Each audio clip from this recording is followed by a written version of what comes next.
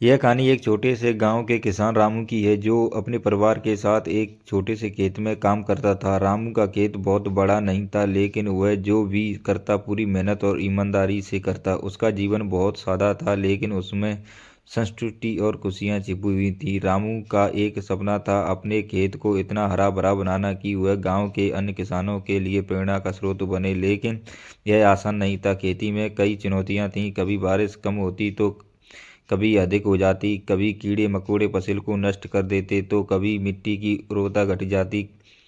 फिर भी रामू ने कभी हार नहीं मानी। एक दिन गांव में एक बड़ा सूखा पड़ा। पानी की कमी ने फसल बर्बाद कर दी। रामू के पास इतने पैसे नहीं थे कि वह खेती के लिए और पानी का इंतजाम कर सके, लेकिन वह निराश नहीं हुआ। उसने अपनी मेहनत और समझदारी से एक योजना बनाई। वह पुराने कुएं को साफ करके पानी की व्यवस्था करने लगा। इसके साथ ही उसने ड्रिप इरिगेशन सिस्टम लगाने की निर्णय लिया ताकि पानी की बचत हो और फसल को सही तरीके से सिंचाई मिल सके। रामू ने अपनी मेहनत से वह पूरा पानी बचाया और फसलों के समय पर पानी दिया।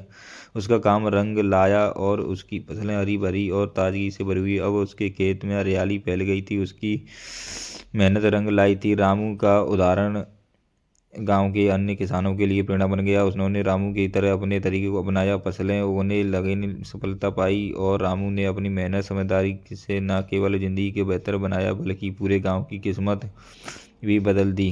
किसान रामू की कहानी हमें यह सिखाती है कि मेहनत और समझदारी से बड़ी मुश्किलें हल की जा सकती हैं। साथ ही यह भी कि उम्मीद नहीं है छोड़ने की, उम्मीद नहीं की हालात जैसे भी हों।